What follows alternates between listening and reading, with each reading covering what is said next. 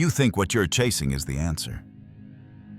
That if you could just get there, land that opportunity, feel that love finally feels seen, everything inside you would settle. But what if it's not the thing itself that's the trap? It's the way you need it. Carl Jung didn't talk about detachment the way it's thrown around today. He didn't say just let go and manifest. He meant something deeper, more surgical. He believed that the more obsessed you are with getting something, the further away you actually move from the version of you who already has it. It's not about giving up. It's about seeing clearly. Because what you're chasing isn't just a dream, it's a mirror, a reflection of something missing inside you. And the moment you stop running toward it, the strangest thing happens. You begin to become the person who never had to chase in the first place. Not because you gave up, but because you woke up. So let's start here. Why do you want it so badly? At first, the answers sound logical. I want love because I'm tired of being alone. I want success so I can take care of the people I love. I want peace because I'm tired of the noise in my head. But Jung would invite you to go deeper. The conscious mind speaks in reasons. The unconscious speaks in symbols, in ache, in patterns. You don't just want love. You want to feel safe in connection. You don't just want success. You want to silence the voice that whispered, you'd never be enough. You don't just want peace. You want relief from the war that's been raging quietly inside you. And that's where the real story starts. Because the more unaware you are of those deeper drivers, the more frantically you chase surface solutions. And they never stick. You get into a relationship but still feel alone. You achieve something massive and feel more lost than ever. You finally rest, and the anxiety gets louder. Why? Because you weren't chasing the thing. You were chasing a version of yourself that you thought would finally feel whole once you had it. But here's the twist. That mindset turns your desire into a form of survival. And survival energy doesn't attract. It repels. It clings, it grips, it suffocates. It locks you into this loop. Want to chase, it don't get it. Try harder, tighten the grip. And the tighter the grip, the faster it slips through your fingers. Maybe you even tell yourself you're manifesting, but deep down you're panicking. Every step forward feels like 2 steps back. Not because you're doing it wrong, but because your subconscious isn't creating from peace. It's reacting from fear. And fear doesn't attract, it multiplies itself. Suddenly, it starts to feel personal. Like maybe you're cursed, like maybe there's something wrong with you. You start changing your approach, trying new tactics, bouncing between strategies. But the feeling underneath stays the same. Why can't I just get there? Because you're not actually chasing the result. You're chasing relief from your own thoughts, from that aching voice that says, until I have this, I'm not enough.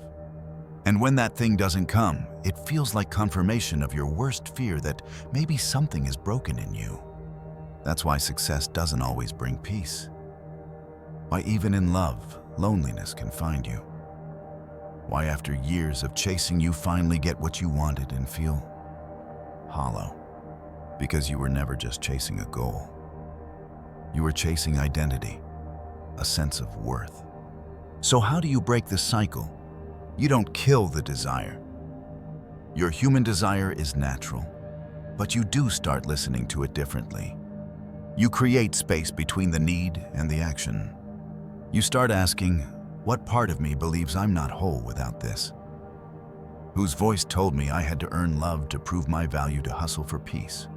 You stop trying to erase the desperation and start understanding it, not as a flaw, but as a younger version of you, still waiting to be seen. Carl Jung once said, until you make the unconscious conscious, it will direct your life, and you will call it fate. Most people never pause long enough to notice the patterns driving them. They live in reaction and noise, in constant motion, terrified that if they ever stopped chasing, they'd fall apart. But what if stopping? is where the real becoming begins. When you're no longer acting from scarcity, you begin creating from sovereignty. You walk into a room without trying to prove anything. You chase your dreams with detachment, not disinterest, but with trust. You love without collapsing. You wait without anxiety. You begin to let go, and that's when things begin to arrive. Not because the universe suddenly decides to reward you, but because you finally align with a version of yourself who doesn't need to beg. That's the shift, the first truth. When you stop needing it, it stops controlling you. You realize the timeline you hated wasn't your enemy, it was your teacher. It showed you that obsession isn't clarity, that pressure isn't power, that craving isn't love. And now, you're no longer possessed by it. That's what Jung meant when he said freedom isn't in denying desire, it's in understanding its root. Most people never get there. They live out their wounds in patterns. They chase healing by repeating the pain with new faces, new goals, new distractions, and call it growth. But it's not growth. It's exhaustion in disguise. But not you. Not anymore. Because you've seen it. You've traced the loop all the way back. And instead of demanding life to give you what you think you need, you've turned inward.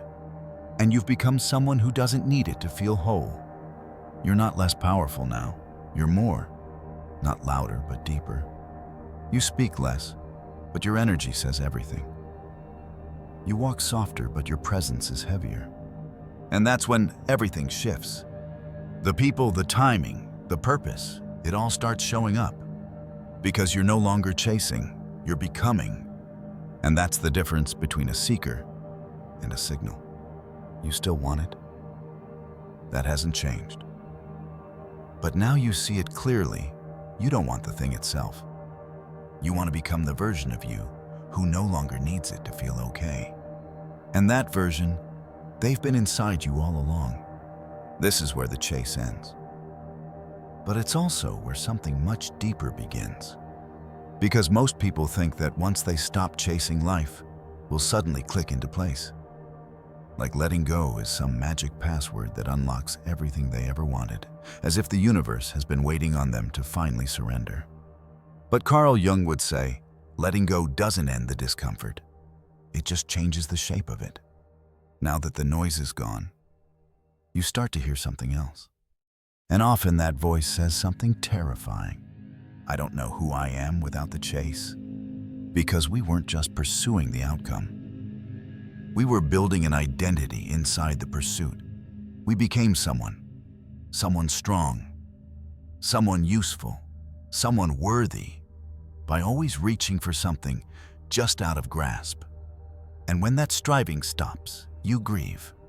Not the thing itself, but the self you built in trying to get it. That grief is real. Jung called it ego death. It's not glamorous. It doesn't feel like enlightenment.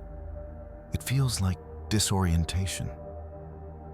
Like peeling off a layer of your skin and standing in silence with no map, no mask, no momentum. Because suddenly everything that held your life together, ambition, perfectionism, effort, control, just drops. And you're left wondering, without the chase, who am I? The answer doesn't arrive quickly, and it doesn't come with applause. At first, it feels wrong. Not because it is, but because you've spent a lifetime equating effort with love, movement with worth, struggle with meaning. So when everything goes still, your nervous system panics, not because it's broken, but because it was trained in chaos, conditioned to believe that stillness equals failure. But that ache you feel in the quiet, it's not wrong, it's not weakness, it's withdrawal. You are detoxing from a psychological addiction, the need to always be on the way to something.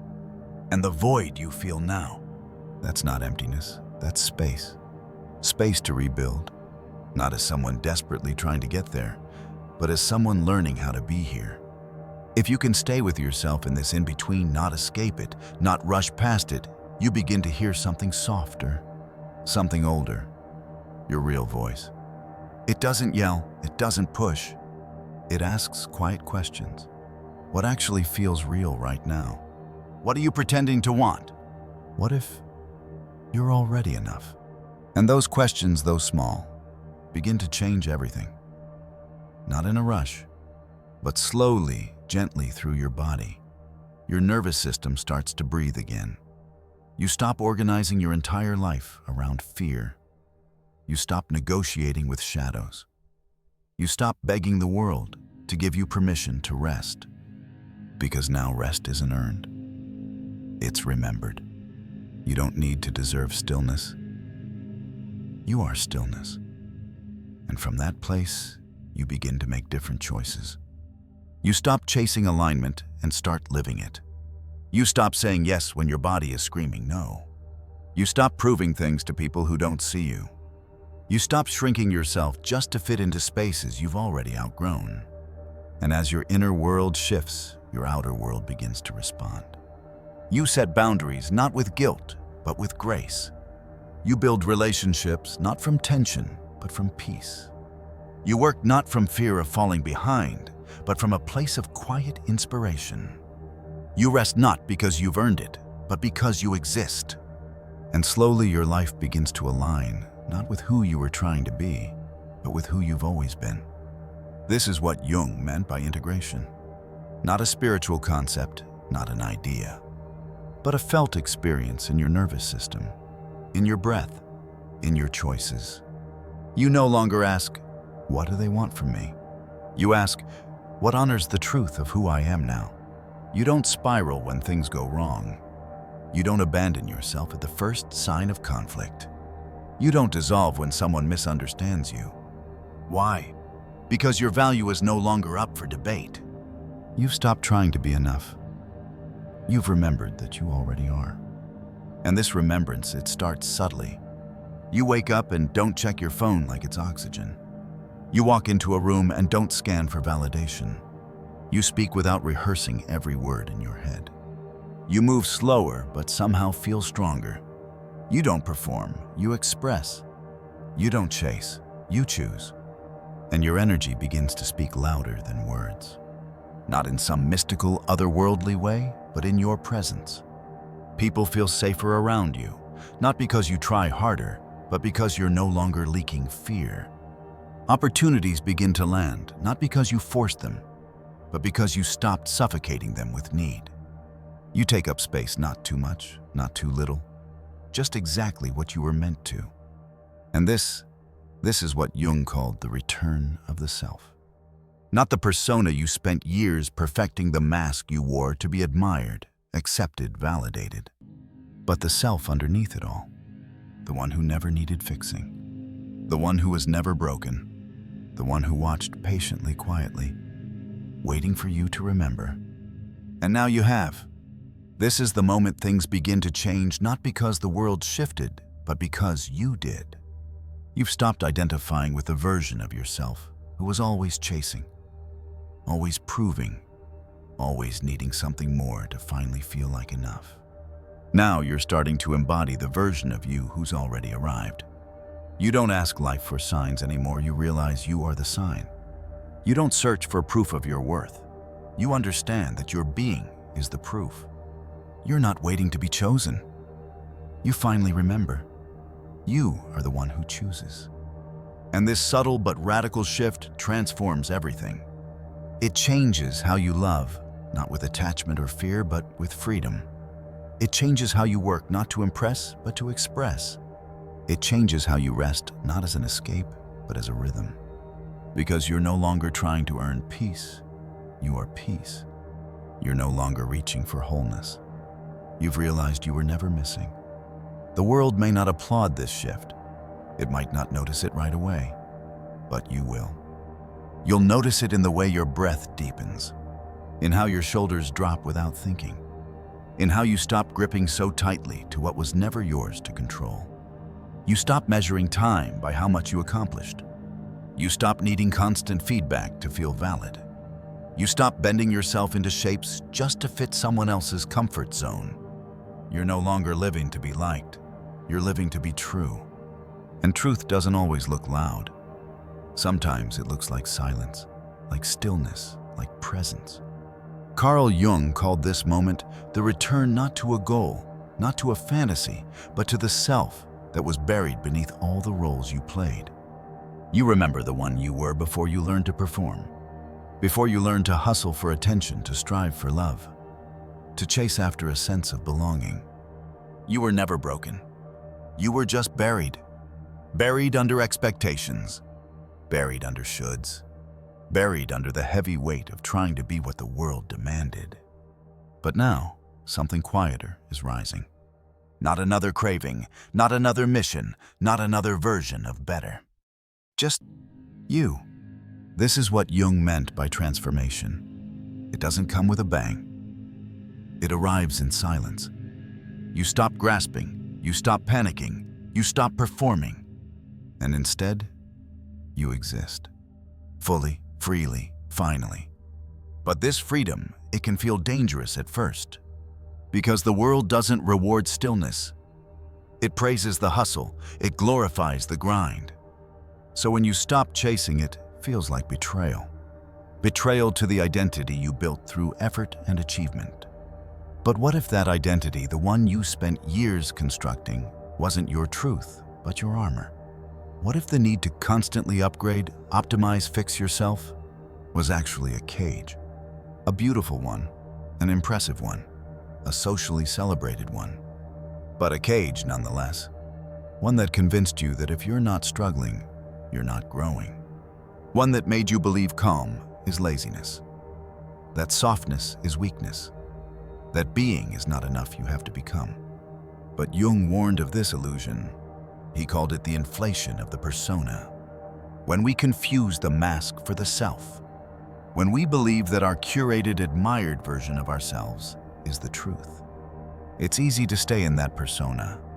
It's easy to keep striving when your entire identity depends on it. Easy to overwork when your worth is tied to performance. Easy to people please when your value is tied to being needed. Easy to keep running, because slowing down would mean confronting what's underneath. And that's the thing. Most people don't want freedom, they want familiarity. And chasing is familiar. But the moment you stop pretending, that's when things really start to shift. At first, it's disorienting. You pause and realize how much of your life has been lived on autopilot. You say no for the first time and feel guilty for hours. You rest and wait for punishment. You tell the truth and brace for rejection, because the real you hasn't been driving for a long time. And now that they are, your body doesn't trust it yet.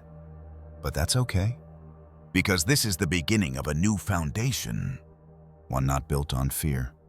You're teaching your nervous system that calm is safe. You're teaching your heart that love doesn't require sacrifice. You're teaching your mind that success doesn't require self-abandonment. And for the first time in a long time, you start to feel alive again. Not productive, not impressive, not high-performing, just alive.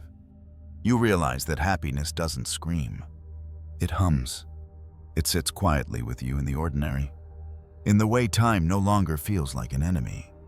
In the way you stop editing your words mid-sentence. In the way you no longer rehearse your worth before entering a room. You begin to live not from striving, but from truth. And that truth isn't always loud. It doesn't beg to be seen. It just is. How do you stay here? Not just visit, but live here. You start by choosing presence over performance again and again. You stop trying to prove yourself to people who've already made up their minds. You stop abandoning your needs just to keep peace. You stop shrinking to make others comfortable. And slowly, something incredible happens. Your external life begins to reflect your internal truth. You begin to set boundaries without apology. You begin to work from inspiration, not from fear. You begin to rest without guilt. You begin to say no with the same reverence you once reserved for yes. And in that space, something sacred is built. Not perfection, not a highlight reel, but alignment. This is integration. This is embodiment. Not a spiritual trend, but a nervous system that finally feels safe in its own skin. You no longer ask, what do they want from me? You ask, what honors the truth of who I am? And when you mess up, and you will, you don't spiral. You pause. You breathe. You come back. And every time you return, it gets easier. Because the return is no longer a correction. It's a practice, a remembering, a homecoming. The more often you return to yourself, the less afraid you become of losing your way. Because you've realized getting lost is not failure. It's part of the path. It's how you learn the way back again and again until your own soul feels familiar. Until your body stops flinching at silence. Until your heart stops fearing rest. Until your mind stops equating stillness with danger. When you stop needing life to constantly prove your worth, something incredible happens. You begin living in a way that quietly proves it with every breath. Not to others, to you. Because people will begin to notice. Not because you've become louder, not because you've started performing again, but because your presence feels different now. You've stopped hiding urgency behind a smile. You've stopped leaking desperation into your words. You've stopped over-explaining just to be understood. Now you move with a different energy. An energy that says, I'm enough, whether you see it or not. And that stirs something in people. They may not know what it is, but they feel it. That depth, that peace, that fire not wild and raging, but refined and warm. You've gone from needing power to embodying it. From seeking validation to radiating truth. From begging to be loved to becoming love itself. This is the final Jungian truth. When you stop trying to become something, you start to remember who you already are. And who you are, underneath all the roles, all the masks, all the conditioning, is not lacking. You were never missing. You were waiting. Waiting to be remembered. Waiting for you to slow down long enough to feel that old, unshakable self quiet, but certain, still sitting at the center of your being. That's the moment of freedom. Not when you finally get what you wanted. Not when the world bends to your desires. But when you realize you don't need the world to bend anymore. Because peace doesn't come when life goes your way. Peace comes when you stop believing it has to. It's in that exact moment, when the grip softens, when the breath deepens, when you stop trying so hard that things begin to align. Not because you earned it, not because you hustled for it, but because you remembered it was never outside you to begin with. You begin to see the world differently, not as something to conquer, but as something to meet. You don't ask life to hurry anymore. You trust the pauses. You trust the timing. You trust the no just as much as the yes. You trust that what's meant for you isn't hiding. It's simply waiting for the version of you who no longer needs to beg for it. You've stopped chasing peace, because now you are peace. That doesn't mean you'll never feel fear again. You will. You'll still feel desire, longing, doubt, restlessness. But those things don't own you anymore. You've created space between the feeling and the story. You can feel the ache without becoming it. You can hear the fear without obeying it. You can witness the desire without clinging to it like oxygen. Because now you trust yourself. You trust your rhythm. You trust the silence between moments. And you trust that nothing truly meant for you will require you to abandon yourself to get it. This is power. Not loud, not forceful, but rooted, clear, sovereign. The kind of power that doesn't seek control because it already has peace. The kind of strength that doesn't try to prove anything because it knows what it is. The kind of presence that doesn't perform because it no longer needs to be chosen to feel whole. You've stopped performing your life, and now you're living it. And it's quieter than you thought. Simpler, softer, more real. You don't wake up every day with urgency. You wake up with clarity. You don't force inspiration. You allow it. You don't constantly look for signs.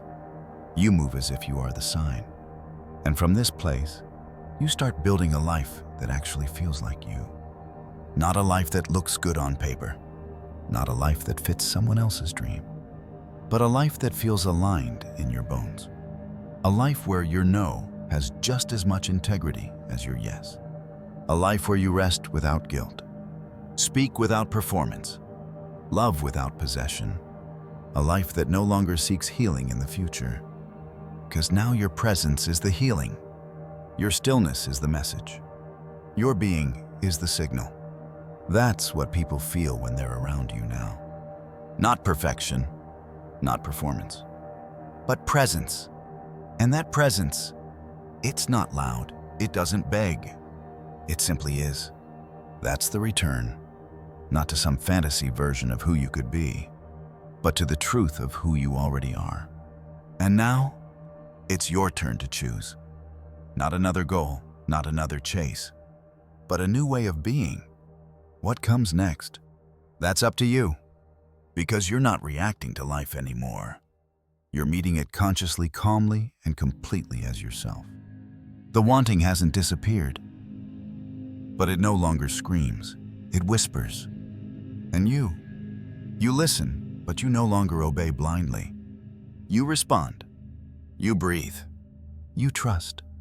And in that trust, everything softens, everything aligns. Not because you made it happen, but because you remembered. You remembered that peace doesn't arrive when you finally win. Peace arrives when you realize you don't have to fight anymore. So here's the last truth, the one Carl Jung knew all along. You'll get it the moment you stop needing it. You'll see it the moment you stop chasing it. You'll hold it the moment you stop gripping it. Because that thing you've been longing for, it was never a thing at all. It was you. The version of you that doesn't need the world to validate what you already know.